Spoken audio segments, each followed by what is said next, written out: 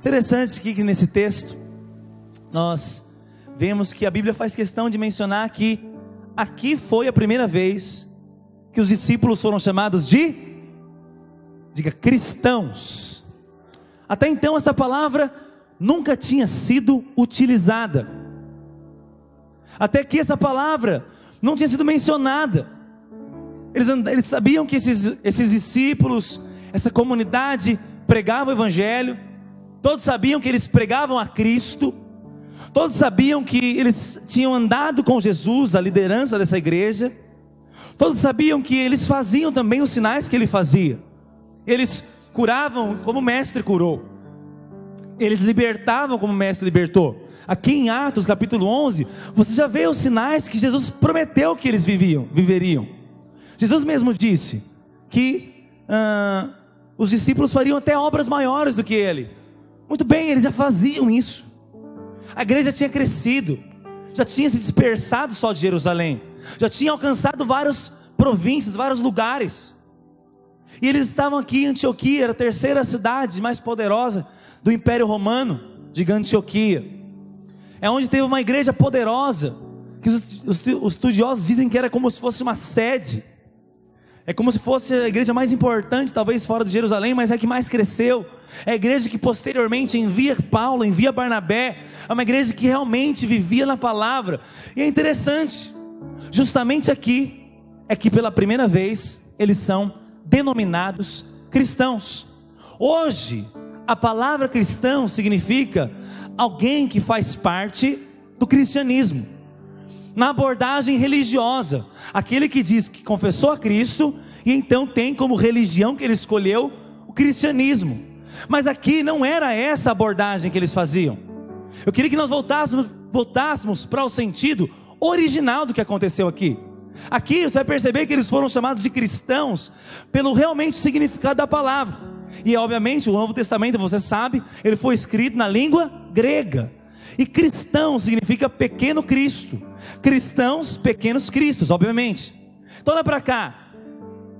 E a Bíblia faz algo que eu nunca tinha pensado nisso. E vou confessar o pecado. Eu tinha montado a palavra e não tinha um versículo para embasar. Só nos tópicos tinha versículos.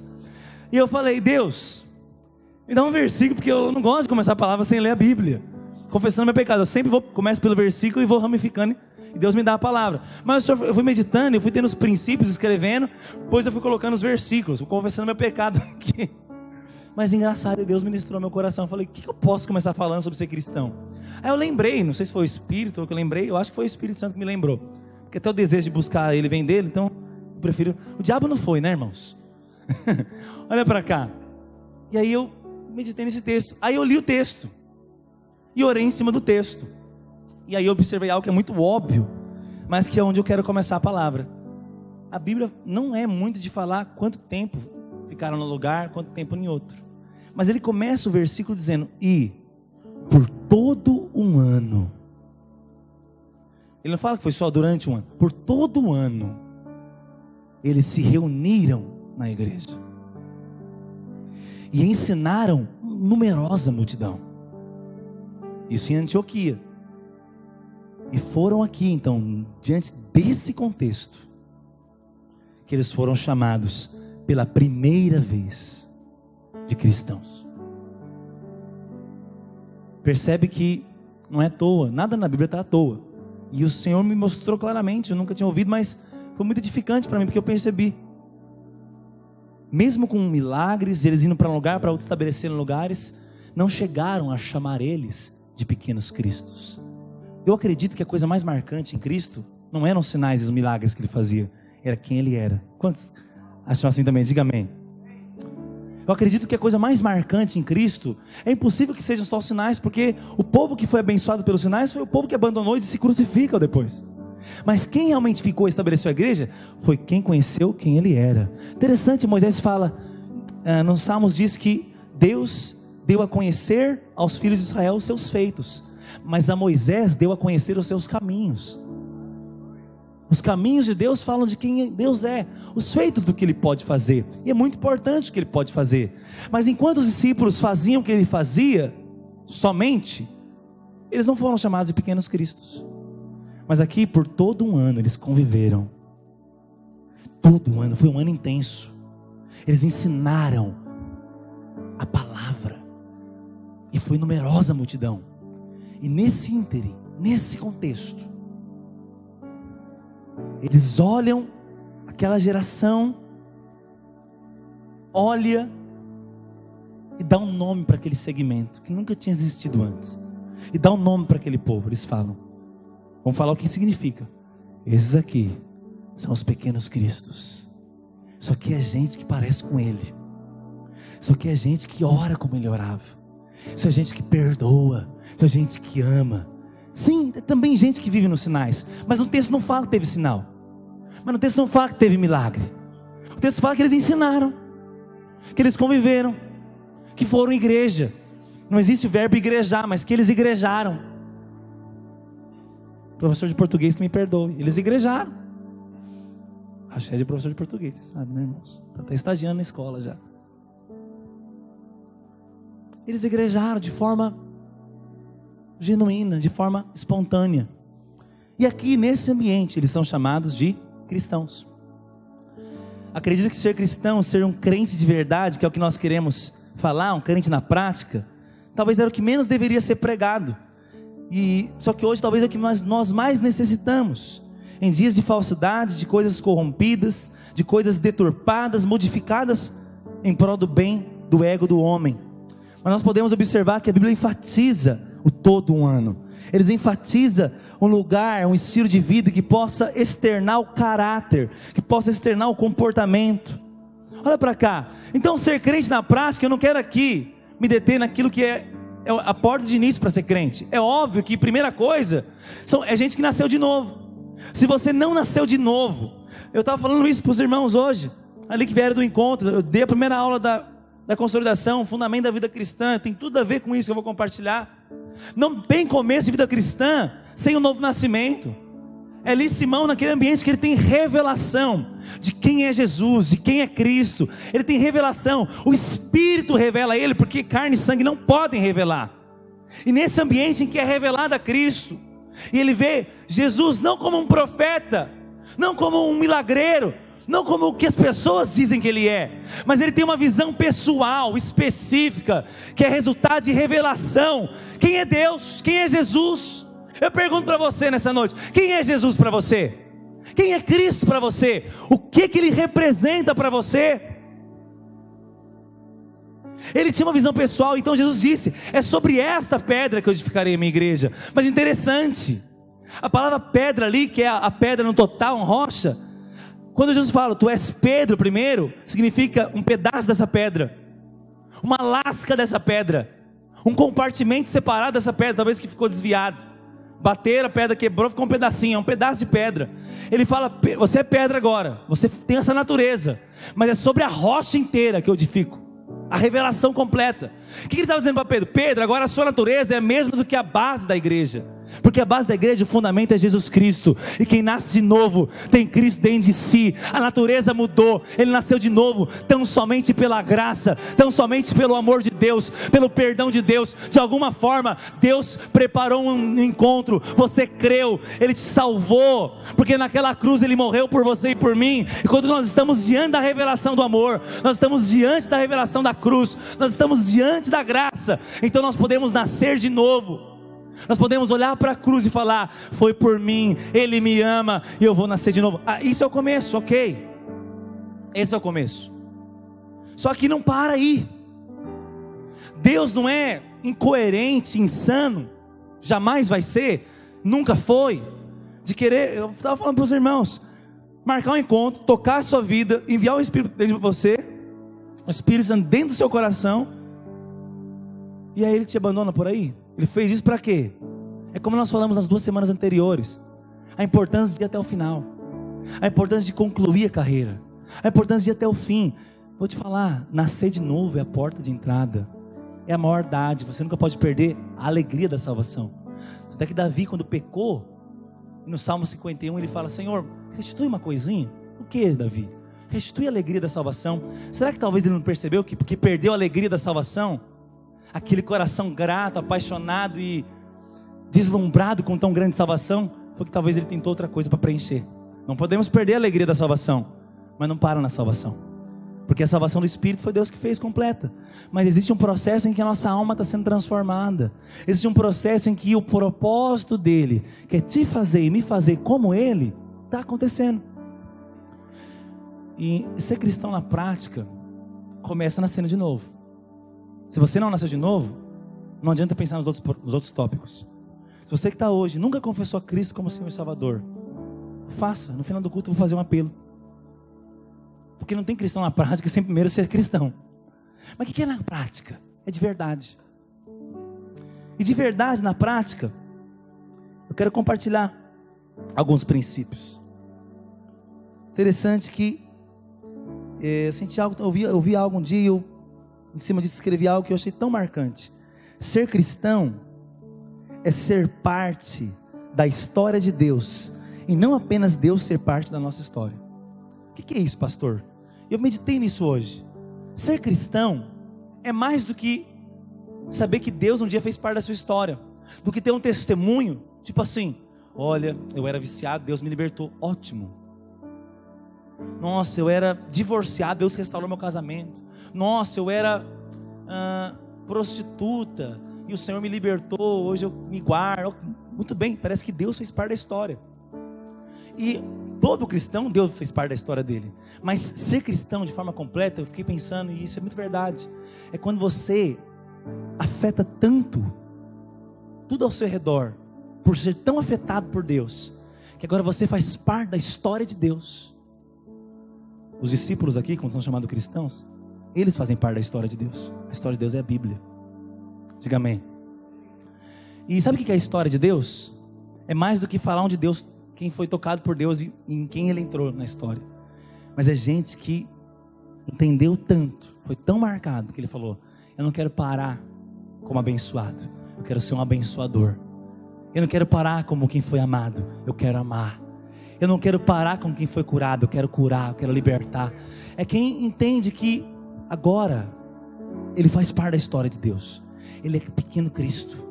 Se ele é pequeno Cristo, ele é a extensão de Cristo. A história de Deus não para no que ele viveu no seu ministério aqui na terra. Porque se nós somos um com ele, se nós somos um espírito com ele, ele continua fazendo história. Só que através de nós, ser cristão é mais do que ele ter feito parte da nossa história, é fazer parte da história de Deus. Deus chama para fazer parte da história dele. E se você vai fazer parte da história dele, certamente sua história é uma linda história, é uma história de milagres, é uma história de sinais, mas é uma história de amor, que o final é feliz, o final é se tornar tal qual ele é, em nome de Jesus. E a primeira coisa que eu creio que é ser crente, é ser cristão, é dar valor máximo a Jesus. Não vem falar que você é cristão na prática, se Jesus não tem prioridade máxima na sua vida. Primeira coisa, para mim é que eu mais vou gastar tempo aqui, porque as outras são outras pregações, dá para aprofundar mais, mas eu quero me deter mais, é isso. Eu fiquei avaliando, orando, e falei: Senhor, para mim a maior marca de que é um cristão na prática é o óbvio. Se alguém encontrou essa pedra de grande valor, se alguém encontrou Cristo, não tem como nada competir com Ele, não tem como nada ser mais importante do que Ele, não tem como alguma coisa competir com quem é cristão de verdade. Cristo é prioridade. Só que nós vemos dias em que a felicidade pessoal, o egoísmo é a prioridade. Isso é um problemaço. Não dá para ter dois tronos na sua vida. Não dá para ter dois senhores na sua vida. Jesus falou: olha, não dá para agradar dois senhores. Você vai agradar um e vai ter que aborrecer o outro. Jesus, na vida de um crente, na prática, ele é a prioridade. No Salmo 16, 2, o salmista diz: não tenho bem algum além de ti, nada que se compare a ti, não tenho outro bem maior do que o Senhor. A expressão da adoração, A expressão do quebrantamento, a expressão daquela oração que toca os céus, é aquela que está dizendo, seja em palavras, seja em atitude, seja com intenções do coração: Senhor, nada é mais valioso, nada é mais importante, nada está em primeiro, o Senhor é tudo. É tudo. Frase do Billy Graham no seu livro A Segunda Vinda de Cristo diz o seguinte: o simples fato de que os crentes têm a esperança da vinda de Cristo deve nos fazer viver para Cristo todos os dias, como se Ele estivesse vindo a qualquer momento. É muito simples, e hoje a palavra é muito simples. Nós combinamos que nós queremos ser o mais didático e simples possível. Eu sei que eu estou falando para a gente que está vindo do encontro, eu sei que eu estou falando para visitantes, eu sei, e nós queremos na prática falar algo prático. É prático.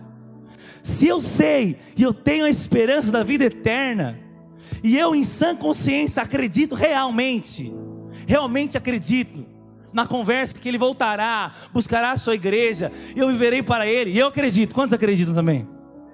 E se eu espero essa volta, não tem como, eu não posso viver de qualquer jeito. Se eu tenho a esperança da vida eterna, então eu devo viver para Cristo todos os dias. Todos os dias. Hoje eu recebi no WhatsApp essa frase, joguei na palavra. Falei, isso aqui é simples, mas é tão importante. E esse viver para Cristo todos os dias é como se Ele fosse voltar qualquer dia. É básico, é simples, mas isso fala de dar valor maior a Ele. Eu vivo para Ele. Você vive para Ele? Os seus sonhos, os seus alvos, os seus projetos, a sua vida é dele. Dar valor máximo a Jesus é a reação natural de alguém que encontrou Ele. Ou eu dou valor máximo ao Evangelho, ou não dou valor nenhum. O Evangelho é tão impressionante, mas tão impactante, mas também tão confrontante, que, francamente, se você realmente arrazoar, como a Bíblia mesmo diz, raciocinar, diante do Evangelho, diante da cruz, da loucura da pregação, ou você descarta e é uma loucura, ou você é um religioso judeu e é um escândalo, Paulo que disse, ou é o poder de Deus para a sua salvação. E se é mesmo verdade que alguém morreu por você e deu a vida, e deu sangue, não tem como não dar valor máximo a isso. É ser muito insensível, é ser muito indiferente, ou estar muito embriagado, muito fora de si. Por isso que Paulo disse, não vos embriagueis com o vinho do mundo. O alvo desse sistema do mundo é nos embriagar, de forma que parece que a gente não está vivo, não está percebendo, não está lidando com a seriedade da conversa. Segundo, dar valor máximo a Jesus é submeter a minha vida a Jesus. Diga, submeter a minha vida a Jesus. Lá em Romanos diz que aquele que crer com o coração e confessar com a boca que Ele é o Senhor é que é salvo. Não estou dando condição para ser salvo aqui. Estou dizendo que se alguém viu Cristo mesmo e creu para a salvação, ele o viu como Senhor. Ele viu como alguém que é Deus, que ressuscitou, que está à destra do Pai, que tem o governo, que é o príncipe da paz. Amém? E quando eu vejo Cristo como Senhor, quando eu vejo Cristo como, eu submeto a minha vida a Ele. O que é submeter a vida a Ele? É não atropelar a vontade dEle, é não buscar o meu próprio interesse, é não viver para mim mesmo, é não querer Jesus como instrumento para a minha alegria, para o meu prazer somente, mas eu querer ser o instrumento nas mãos dEle, para a vontade dEle, para a alegria dEle, para o prazer dEle. É o inverso. Quantos conseguem compreender? Diga amém. Será que você tem submetido a vida a Ele? Dar valor máximo a Jesus, além de ter essa decisão clara acerca dEle, além de submeter a vida a Ele, é me relacionar com Ele, com o alvo de conhecê-lo a cada dia. Em João 17,3 diz, e a vida eterna é esta, que conheçam a Ti, o único Deus verdadeiro, e a Jesus Cristo, a quem enviaste. Diga amém. A vida eterna, e a vida que Ele nos prometeu, não é ficar esparramado no sofá esperando Ele voltar, é correr para conhecê-lo, é conhecer, Em Oséias 6,3 diz também: devemos conhecer e prosseguir em conhecer. Por que prosseguir em conhecer? Nos fala de uma vida. A marca de um crente na prática é que ele dá valor máximo a Jesus. Mas dá valor máximo a Jesus não só quem submete a vida a Ele, porque sabe que Ele é poderoso, mas quem está desejoso, desesperado por conhecê-lo. Como que eu conheço a Deus, pastor? Pela sua palavra, pelo seu Espírito, pelas experiências. Conhecer Jesus não deve ser algo que eu faço nos fins de semana, quando eu ouço um pouquinho da pregação. Conhecer Jesus nos fala de uma vida diária, de intimidade, nos fala de um alvo de vida. Ele é tão profundo, tão impressionante, tão maravilhoso, tão magnífico, tão glorioso, tão formidável. Eu nunca vou parar de conhecer Ele, e a vida eterna eu vou continuar conhecendo a Ele. Diga amém. Mas começa aqui. Ser cristão, aceitei Jesus, agora espera a morte. Talvez é a melhor coisa que possa acontecer, mas não é assim. A melhor coisa que pode acontecer do crente é morrer. É muito, Paulo falou, melhor morrer é lucro. Então é lucro, é o único lucro. Porém, enquanto não morremos, existe uma vontade de Deus aqui a ser feita, amém? Submeter a vontade a Ele. Mas vou te falar, se você dá valor máximo a Ele, só submetendo a Ele, não desejando conhecer Ele, vai se tornar religioso, frio, insensível em alguns meses. Vai se tornar algo mecânico. E acredite, no fundo, nós vamos seguir por nosso coração está inclinado. Sabe o que eu tenho percebido? Por mais que a gente fala, por mais que você aconselhe, por mais que você pregue, por mais que você mostre, por mais que você jejue e ore para mostrar alguém, no fim as pessoas fazem o que elas querem. No fim, faz o que quer. Então o trabalho de Deus não é te convencer para você fazer o que não quer, é te transformar para você querer o que Ele quer. Só que só vão ser transformados de querer o que Ele quer conhecendo Ele, conhecendo a bondade, o amor, a graça, a sabedoria, a fidelidade. Você vai conhecer ao longo da caminhada cristã tudo dele para esse tempo. E quanto mais você conhece, porque você contempla, porque você adora, tanto mais você apaixona, tanto mais você se embriaga, tanto mais você se rende, tanto mais você joga a toalha e fala: Senhor, não a minha vontade, mas a sua.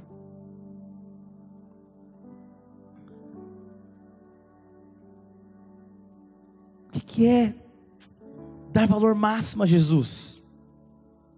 Interessante que a Bíblia diz lá em Gênesis que teve um cara chamado Enoque. Diga Enoque. O cidadão, o ser humano Enoque, a Bíblia fala que ele andou com Deus. Ele já não era, e Deus tomou para si, acabou. Aí vai falar dele lá um pouco em Judas, em Hebreus também fala alguma coisinha.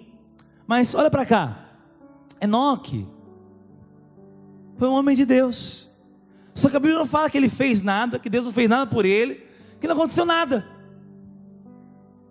Inicia a vida cristã dele, o cristão na prática, Enoque. Inicia falando que ele andou com Deus e acaba falando que ele andou com Deus. Sabe por quê? Na vida de um cristão na prática, andar com Deus não é um princípio só. Andar com Deus, viver com Deus, não é uma etapa, é um fim em si mesmo. Como assim, pastor? Eu não ando com Deus para acontecer alguma coisa. Eu ando com Deus porque eu ando com Deus, porque eu amo a Deus. Ser cristão na prática não é instrumentalizar Deus num dispositivo para então ele fazer alguma coisa para ser uma história. Enoque nos mostra que a verdadeira história é essa: andou com Deus e já não era, porque andar com Deus já fala todas as coisas, porque andar com Deus não é um meio para alcançar algo, andar com Deus é um fim em si mesmo. Andar com Deus acaba em andar com Deus. Não é cristão na prática aquele que usa Jesus e usa Deus.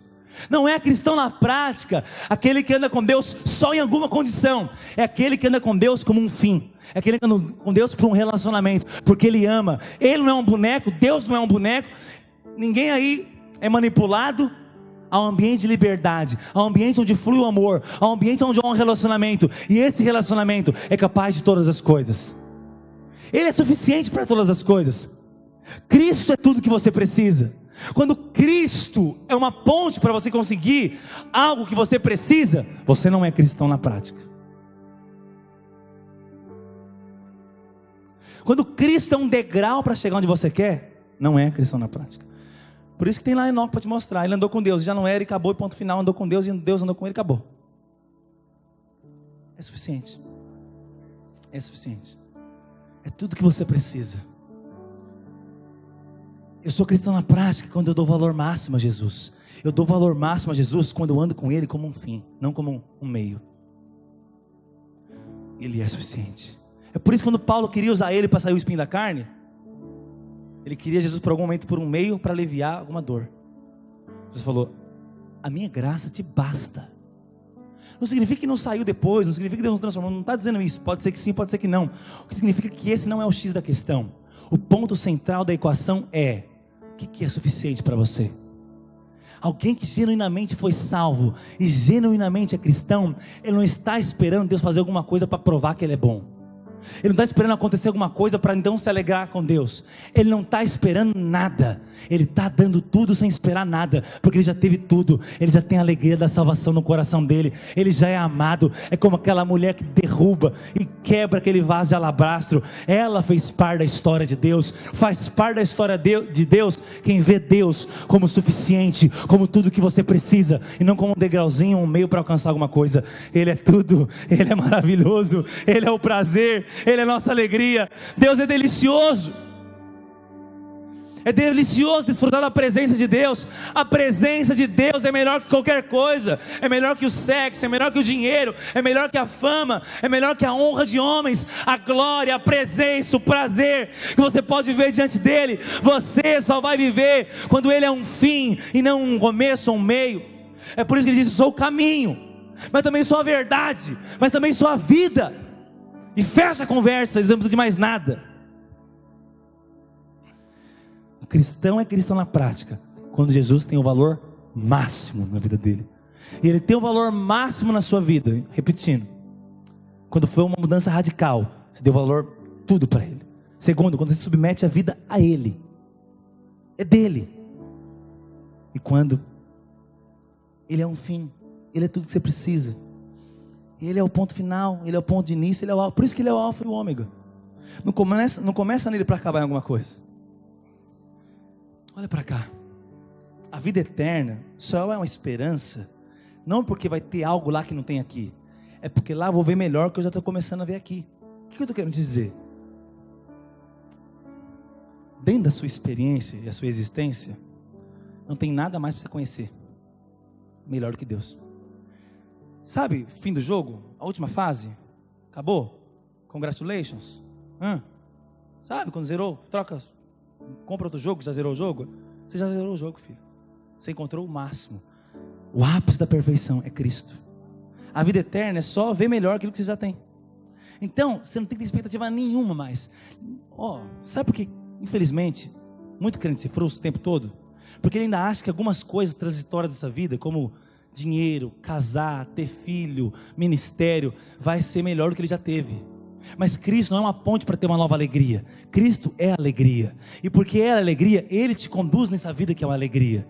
Mas não vai pensar que você vai ter alguma coisa melhor do que já teve. Foi o seu encontro com Cristo. Você que veio do encontro, daqui 10 anos não vai ter nada de novo. A coisa mais gostosa foi o que aconteceu semana passada com você. Vai ter mais coisa? Vai com Ele. Por isso que disse: aquele que não poupou o seu filho, mas por nós o entregou, certamente com Ele não nos dará todas as coisas, porque sem Ele não vale nada. Porque sem Ele, nem tendo tudo, você tem alguma coisa. Porque o pouco com Deus é muito. Porque o importante é Deus. Porque a coisa mais preciosa é Deus. Porque você já tem Cristo. Para de ficar procurando outra coisa. Ser cristão na prática é dar valor máximo a Ele. E eu dou valor máximo a Ele quando eu sei: nada que pode fazer por mim é mais forte do que ter Ele. E se eu tenho já Ele, já estou alegre. E se Ele me der alguma coisa, melhor ainda. E se Ele não me der, melhor ainda. Porque se Ele me deu, porque Ele sabe que eu não preciso daquilo. Eu preciso só dEle. E eu preciso entender tudo? Não. Eu preciso saber tudo? Não. E você, pastor, tem que saber explicar tudo? Longe de mim, tal coisa. Arreda. Eu só quero Ele. E por que tem você e eu? E por que tem uma comunhão? Porque quando você está em comunhão, você tem uma oportunidade de conhecer Ele através das pessoas. Porque tudo gira em torno dele. Porque Ele que diz, e a vida eterna é esta: que te conheçam a Ti, único Deus. É o único.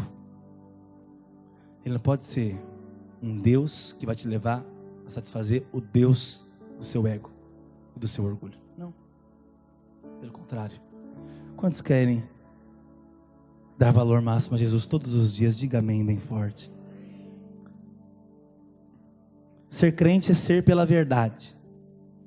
Ser crente na prática, além de dar valor máximo a Jesus, é ser pela verdade. Como assim, pastor? Diga assim: ser cristão é ser pela verdade. Como assim? Verdade é a palavra de Deus. Verdade são os princípios de Deus. A verdade é a palavra, é a Bíblia. A verdade é Cristo. Ele disse: eu sou a verdade. O que significa ser pela verdade? Primeira coisa, significa que para você a palavra de Deus encerra o assunto. Como assim? Não importa quantos diagnósticos, quantas coisas estão dizendo, não importa quantas teorias científicas vão aparecer, não importa, pode conhecer, pode tentar refutar, pode querer virar, pode fazer o que você quiser, mas para um cristão de verdade, a palavra de Deus ela basta, é o ponto final, ela é a verdade, ela não é uma verdade, ou alguma das verdades, é a verdade, amém? Segunda coisa que significa isso: não hesitar em fazer escolhas segundo a palavra de Deus.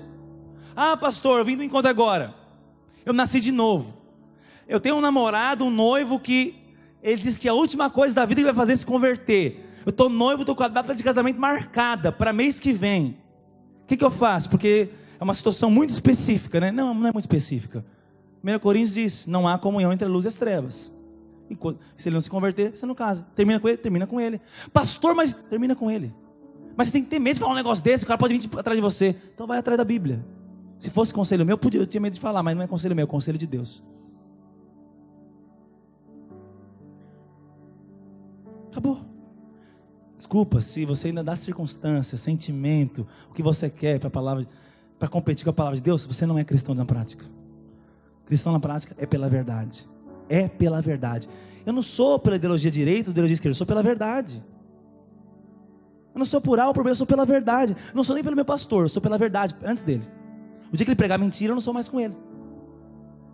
Se ele decidir, não existe. Não existe algo que pode pautar a sua vida. A gente não pode fazer um papa dos crentes agora, que é nível de autoridade igual da palavra. A nossa autoridade é a palavra. A nossa direção é a palavra. Ser crente na prática é praticar a palavra. É básico.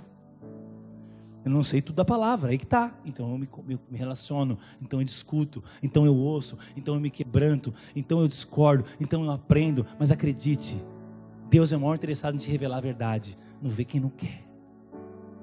O Espírito está aí, o Espírito está pronto, as Escrituras estão aí, Deus está aí. Ele não vai falar uma coisa para uma coisa para outra. Desculpa, Deus não é incoerente. Desculpa.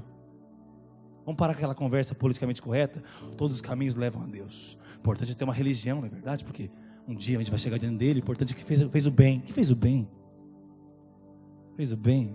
A árvore do conhecimento era do bem e do mal. Não era só do mal, era do bem também. Que o homem comeu e você sabe o fim da história. Então não é só o bem, é a vontade de Deus. A sua pergunta diante de um emprego, diante de um relacionamento, diante de uma proposta, não é o quão bom vai ser para o seu bolso, não é o quão bom vai ser para a sua alma, não é o quão bom vai ser para a sua reputação no Facebook, mas o quanto está alinhado com a palavra de Deus. A sua escolha diante de uma faculdade é a voz do Espírito, não é a tendência do mercado. Nós estamos escondidos em Cristo, nós somos um povo separado. Ser santo significa ser separado para Ele. Nós estamos na terra para proclamar as virtudes dEle. A Bíblia fala que havia homens que o mundo não era digno. O mundo não é digno de cristãos na prática, porque cristão na prática não está aplaudindo o que o mundo aplaude, não está falando o que o mundo fala. Ele é pela verdade. Ele não vai defender uma situação por conta de um ponto de vista dele. Ele vai defender a palavra, vai defender a vida. Ele vai se indignar com o que Deus se indigna, não que o político preferido dele se indigna. Não tem problema nenhum você ter preferência, ter um lado, não tem nada, em todos os aspectos da vida. Você não pode perder a sua noção da palavra. Você não pode perder a sua sanidade espiritual. Você não tem sanidade mental? Sabe quando alguém perde a sanidade espiritual? É quando a palavra agora ficou abaixo do que ele pensa. Eu sou pela verdade. Eu não sou pelo que é melhor para um segmento da sociedade. Eu quero que todo bandido morra, não sei o quê. Não, eu quero que todo bandido se converta. Eu sou para que todos tenham a oportunidade de ouvir o Evangelho. Jesus morreu e ele verá o fruto do seu penoso trabalho. Nosso trabalho é orar, jejuar e amar. Você pode ter opiniões, você pode ter preferência, ok, mas você é pela verdade, e não pelo que o mundo diz que é verdade. Tudo é especulação, que é verdade é a palavra, o resto, cada um tem o direito de pensar o que quiser.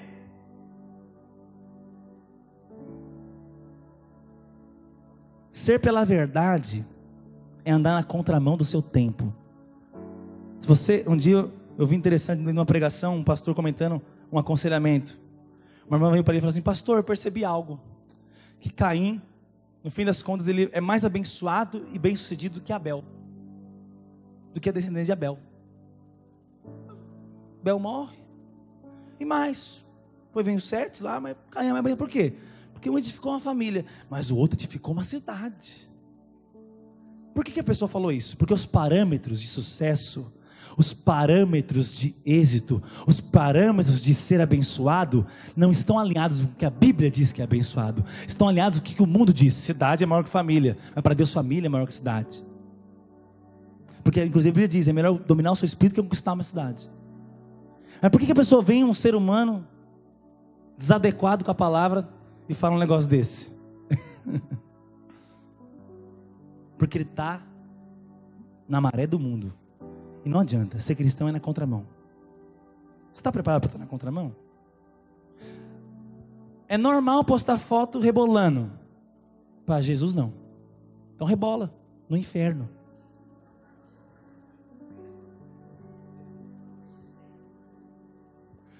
Hoje em dia é normal beijar e transar com todo mundo.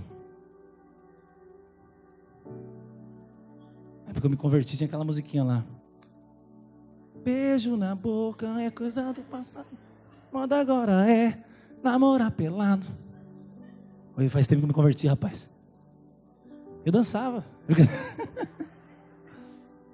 Sabe? Não quero saber qual que é a moda, eu quero saber o que está na Bíblia.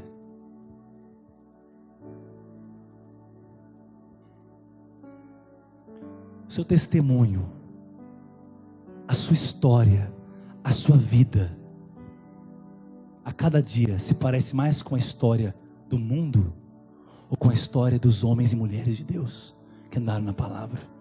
O seu testemunho, o casamento que você quer, a família que você quer edificar, a maneira como você quer trabalhar, a maneira como você quer servir a Deus, está baseada numa teologia falsa? Está baseada numa religiosidade morta? Ou está baseada no mover do Espírito, no mover de Deus? Os seus sonhos são apenas sonhos para ser aplaudido pela sua família e pelo mundo? Ou são sonhos que vão ser aplaudidos pelos anjos e por Deus? Você é pela verdade ou você é pelo seu umbigo? Você é pela verdade ou você é pelo conveniente? Se hoje estão aplaudindo falar do feminino, então eu vou falar do feminismo. Se hoje estão aplaudindo, então eu vou falar disso. Se você segue maré, se você segue o tempo do vento de doutrina, quero te falar, você não está enraizado. Se você é movido nas suas convicções só pelo que está na mídia, desculpa te falar, te dizer, você tem que ser pela verdade. Não importa se, o irmão deve ter se posicionado, tem que posicionar sim. Quero te falar, você tem todo o direito de posicionar, de expressar. Nós temos que, irmãos, não posso pregar o evangelho desse jeito, vai afastar alguém, não sei o que lá. Irmão, Paulo fala, eu prego para Deus. Quem traz é Deus, quem faz é Deus, quem converte é Deus. Meu alvo é expressar o amor dele. Deus ama todo. Eu pego o cara mais destruído, arrebentado, safado. Se você entrou aqui hoje, você está fora de tudo que eu estou falando aqui, você é o melhor que está aqui, você é o mais privilegiado que está aqui. Você está ouvindo? Para Deus não é difícil em um dia mudar a sua história. Em um minuto Ele muda a sua história. O difícil não é Deus mudar a sua história, é você querer mudar de história. Você quer, porque comecei falando, no fundo a gente faz o que quer. No fundo, o meu trabalho não é convencer ninguém, é tentar mostrar Jesus para você se apaixonar por Ele, porque quando você se apaixonar por Ele, acabou. Quem é apaixonado por Ele e quem é pela verdade não vai ser abalado. Viver pela fé, em terceiro lugar, e penúltimo, para encerrar daqui a pouco já. O que é viver pela fé? Então, além de dar valor máximo a Jesus, de ser pela verdade, é viver por fé. Como assim, pastor? Ser crentão de verdade, na prática, é ter fé. Eu falei que ia ser básico e simples, é isso. O que é ter fé? Eu devo fazer tudo por fé. Olha só, por um lado, eu falei que é ser pela verdade. Ser pela verdade é fazer escolhas segundo a vontade de Deus, e muitas vezes não a sua. Só que tem um detalhe, geralmente nós não queremos escolher aquilo que nós não temos força para fazer. Por exemplo, vou dar um exemplo prático. A palavra manda você perdoar, ok? Então você não quer perdoar, você está com raiva da pessoa, e você diz, perdoa. O que é ser pela verdade? É decidir, eu vou perdoar. O que é ser pela fé? É pedir a força de Deus para perdoar. É isso aqui, ser cristão. Vamos resumir. A Bíblia manda amar, eu quero bater. Eu falo, eu não vou bater porque é verdade, diz que eu tenho que amar. Eu vou amar, mas agora eu não tenho amor para amar. Eu amo pela fé.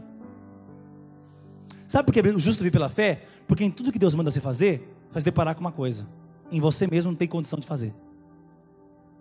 Está tribuloso o negócio, perseguição, pai xingando, mãe xingando, o bicho pegando, qualquer vontade, desistir.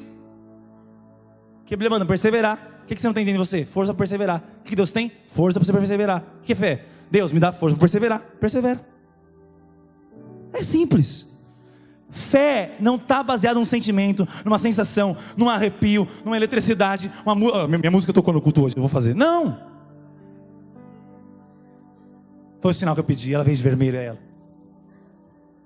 Não. Viver pela fé, eu creio que o Senhor que mandou eu perdoar é poderoso para me capacitar a perdoar. Eu perdoo pela fé em nome de Jesus. Depois vem a sensação que eu amo Ele de novo, mas se não vir eu perdoo do mesmo jeito. Viver pela fé é viver na direção do Espírito, na dependência de Deus. O justo vive pela fé. Sem fé é impossível agradar a Deus.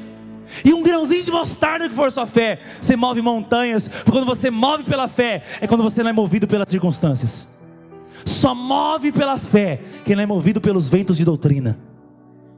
O que é vento de doutrina? Doutrina e ensino são tendências de pensamentos para você desistir, para você não perdoar, para você falar mal, para você trair, para você se destruir. Deixa eu falar, você não tem em si mesmo a força, mas Deus tem.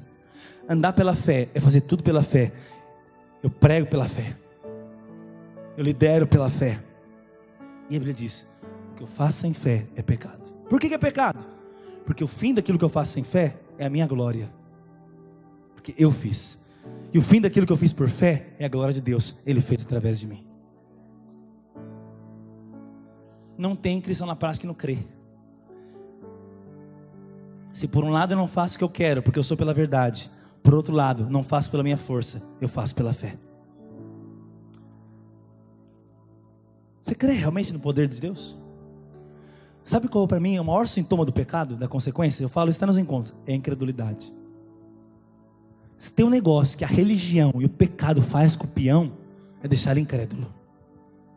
Se tem um negócio chato, é andar com uma pessoa incrédula. Ai, está difícil, ai, não vai acontecer, ai, a circunstância, o bicho está pegando, eu não dou conta. Fé é a certeza das coisas que se esperam. Eu confio, eu creio, criei, por isso falei. Não falei para acreditar, eu acreditei para falar. Positivismo, vou falar, vai dar certo, vai dar certo, vai dar certo. Acho que vai dar certo. Fé, eu sei que vai dar certo, porque Ele é comigo, Ele mora em mim, então eu profetizo, já deu certo, em nome de Jesus. É diferente. A fé começa aqui, ó. Crê, por isso falei. Todos nós temos o espírito da fé. Sabe o que transforma uma célula, transforma uma família, transforma uma circunstância, transforma uma cidade? É o espírito da fé. Quando o espírito da fé toma um povo, esse povo vira milhares. Nós seremos milhares. Nós seremos tomados com o espírito da fé. Quem está com o espírito da fé, ele não teme, ele crê, ele põe as mãos, ele declara, ele não se intimida. O medo é a fé do diabo. Interessante, eu vi, chegou no WhatsApp, num grupo dos pastores radicais livres, e achei muito interessante. É uma página que fala sobre eu amo direito. Decisão judicial complicada. Tem tudo a ver com o que eu estou falando, dá um link. Decisão judicial complicada. Em Aquirás, pertinho de Fortaleza, Ceará. Todos estão ouvindo? Tacilita Bernarda começou a construir um anexo em seu cabaré. Estava expandindo o cabaré, estava em reforma. Eis que a igreja neopentecostal fez forte campanha contra a construção, com orações contínuas, ponto. É um parecer de juiz. Uma semana antes da inauguração, não, esse aqui não é o parecer, esse aqui é a notícia, depois vai ser o parecer de juiz, desculpa. Uma semana antes da inauguração, um raio incendiou o cabaré. Tacilita processou a igreja e o pastor, responsabilizando-os pela intervenção divina, que destruiu a obra. Isso é fato, aconteceu. Vou continuar. A igreja alegou que não houve prova de intervenção divina a partir das orações. Comentário do juiz na audiência de abertura: pelo que li até agora, temos de um lado a proprietária de um prostíbulo que acredita firmemente no poder das orações, e do outro lado, uma igreja inteira que afirma que as orações não valem de nada.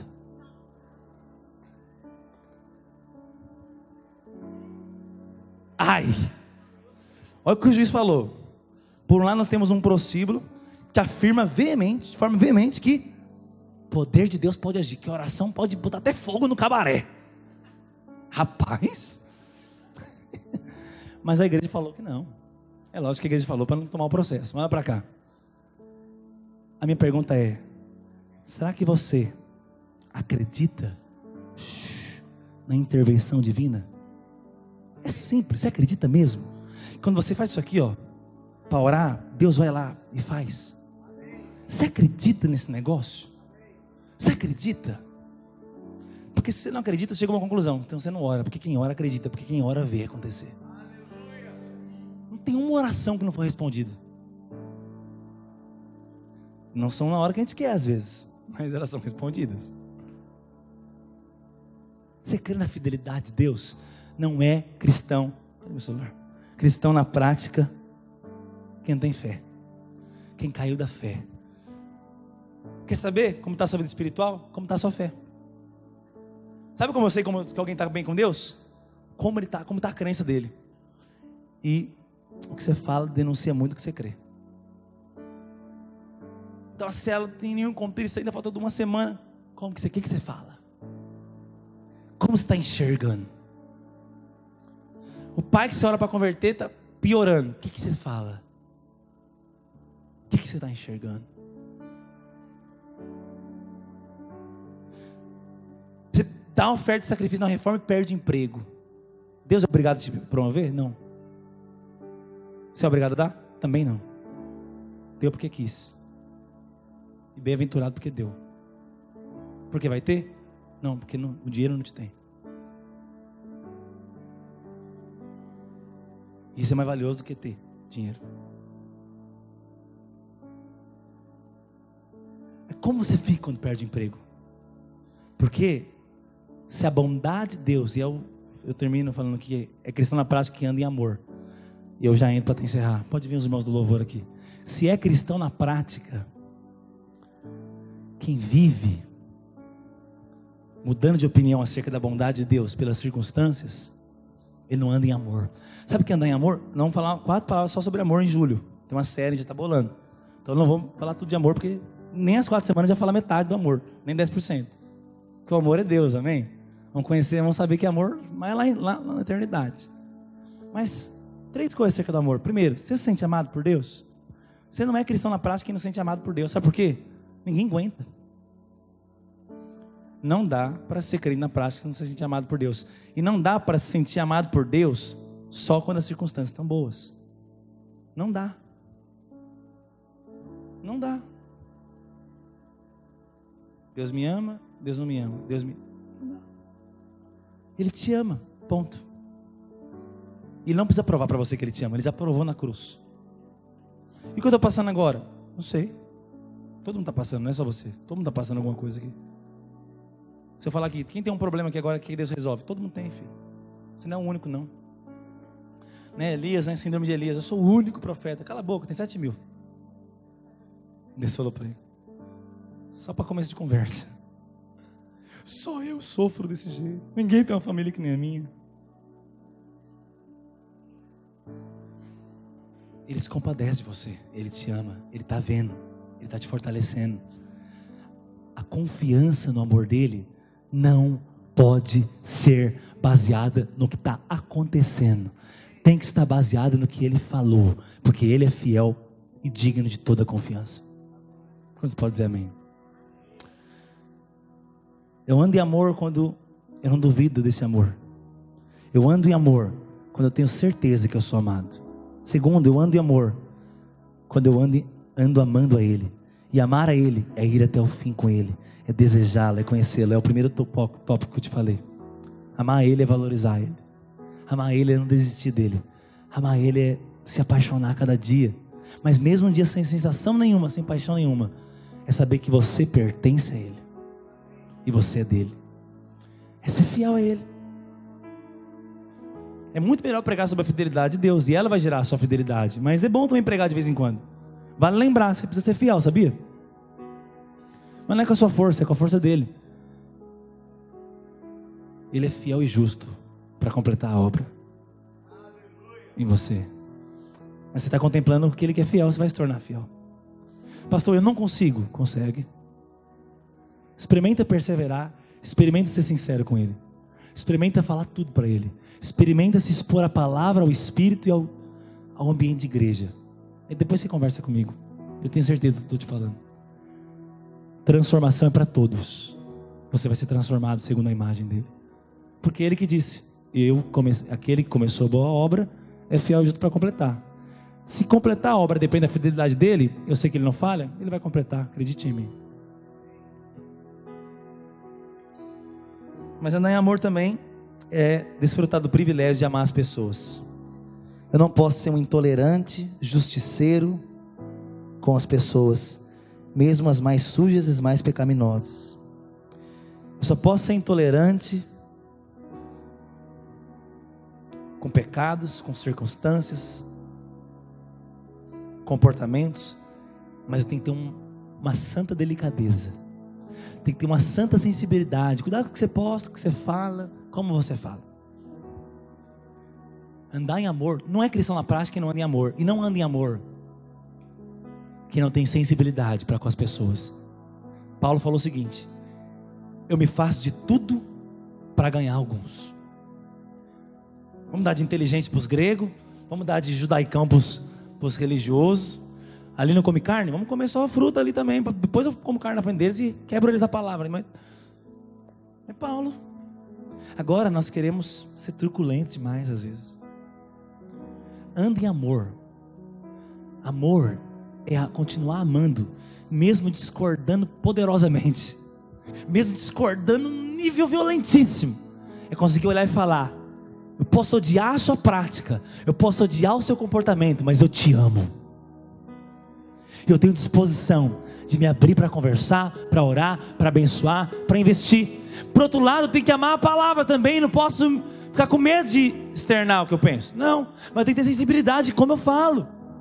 Eu tenho que saber que briga que eu entro, que briga que eu não entro, que conversa que eu entro, Por que eu preciso de tudo isso? Para ficar bonito? Para ter uma página bonita? Não, só para amar mais. Tudo que você for fazer, pensa: as pessoas vão se sentir odiadas, amadas, eu vou deixá-las mais perto ou mais longe? Pensa. Vai ter coisa que não vai ter como abrir mão, vai ter que deixar longe em algum momento. Mas pensa pelo menos. Sempre pensa da melhor forma. É cristão na prática. Sim, quem tem Jesus como valor máximo. Sim, quem é pela verdade. Mas ser pela verdade é interessante, porque dar valor máximo a Jesus vai te levar a ter que ser pela verdade. Mas ser pela verdade vai ter momentos que você não vai ter força, vai ter que ser pela fé. Só que pela fé o tempo todo também desgasta. Vai ter uma hora que eu preciso amar. E andar em amor é me sentir amado todos os dias por Deus. É desfrutar do privilégio, do prazer de amar a Ele, dando a minha vida a Ele. Mas é também praticar e procurar o tempo todo amar aqueles que estão ao meu redor. Mesmo que vai, às vezes, eu vou deixar de falar o que eu queria falar em algum momento. Mas amar também, às vezes, é falar o que o outro não quer ouvir. Mas acredite, aproxima primeiro, depois você dá o golpe de amor. De longe é mais difícil de bater. A maior pancada que você pode dar no mundo é amar Ele. Você nunca vai deixar o mundo no chão e bater nele. Quanto mais você bater nele, mais ele vai bater em você. Quer deixar o mundo no chão? Ama Ele, Ele vai quebrantar no chão.